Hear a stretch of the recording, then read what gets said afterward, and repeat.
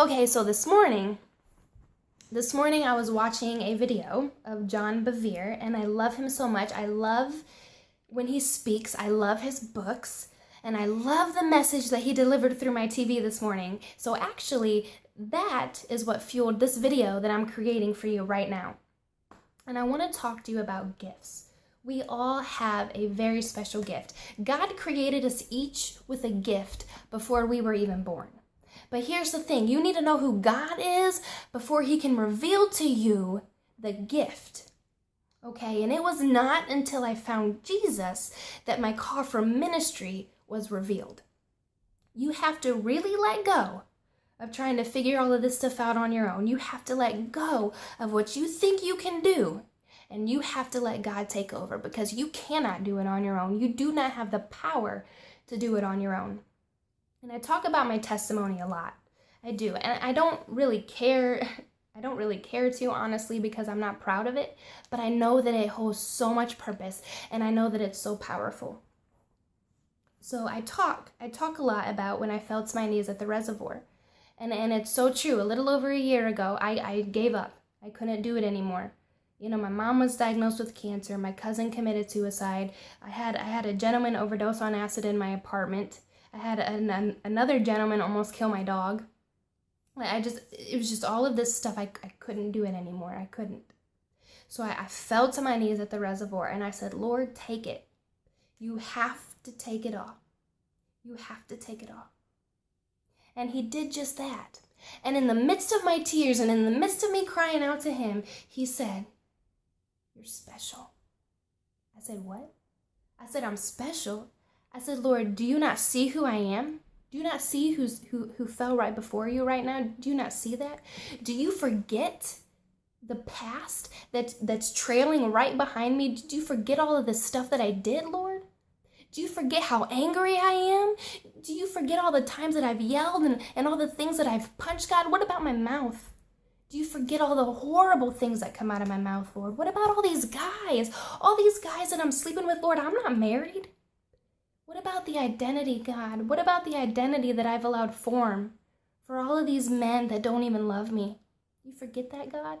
What about all the domestic disputes that I'm involved in? God, do you forget that? You're telling me that I'm special? He said, yeah, you're special. And you're going to be on stage one day. I said, what? So here's the thing. I've always known of God. I've always known of God, and I thank my mother for that. But I never knew him like this. So imagine crying out to him for the first time, genuinely crying out to him for the first time, and he's telling you these things. You're going to think he's crazy, and it isn't going to make much sense. And it didn't. And I did think he was crazy. He said, yeah, you're special, and I don't care about that stuff. See, here's the thing. When you accept Christ, you are made brand new. You're renewed. He remakes you. You are a brand new creation. He doesn't care about that stuff. He doesn't care about that baggage that you bring with you when you go before him for the first time. He doesn't care about that. Now, he'll use it. He'll use it for good, but it does not define who you are. That's the difference. And I had to learn that. So I'm continuing on this journey, and I don't really know who he is, but I love what I experienced, and I wanted more I wanted more of him. The presence that was revealed to me when I fell to my knees for the first time at the reservoir, I wanted more of that. And it developed a passion inside my soul. It developed a passion that I've never experienced before. And I remember I said one last prayer to God. I said, Lord, you see, I have a sister who I've never known. I knew that she existed, but I never met her.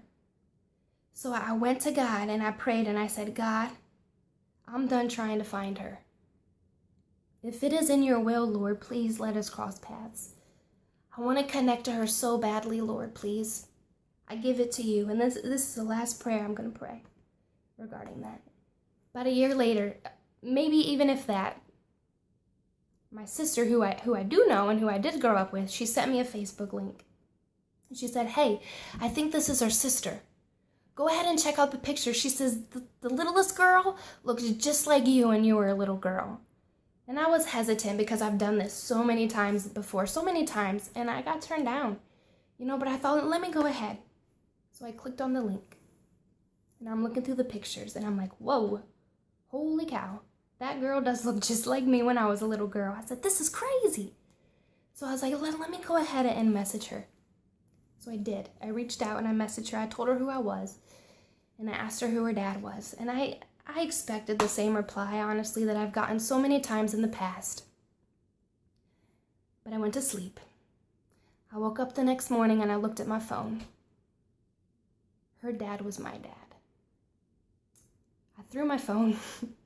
I threw my phone and I cried so hard. I said, God, I don't deserve you. I said, I don't deserve this.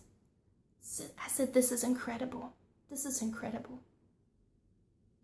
And after a few months, we reconnected, and it's been incredible. It's been remarkable. Words cannot describe how wonderful it is to actually know who she is.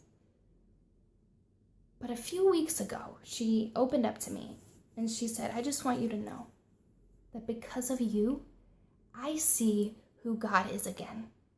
Because of you, I see who God is. She said, you bring a light with you everywhere you go that I thought I would never see again when my grandpa died. You see, she had a horrible life too. She had so much stuff happen to her as well.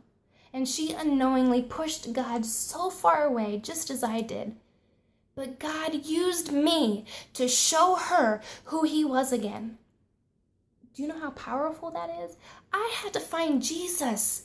I had to find Jesus before I could give her that gift. Do you know how powerful that is? If I would have known that, I would have found Jesus a long time ago.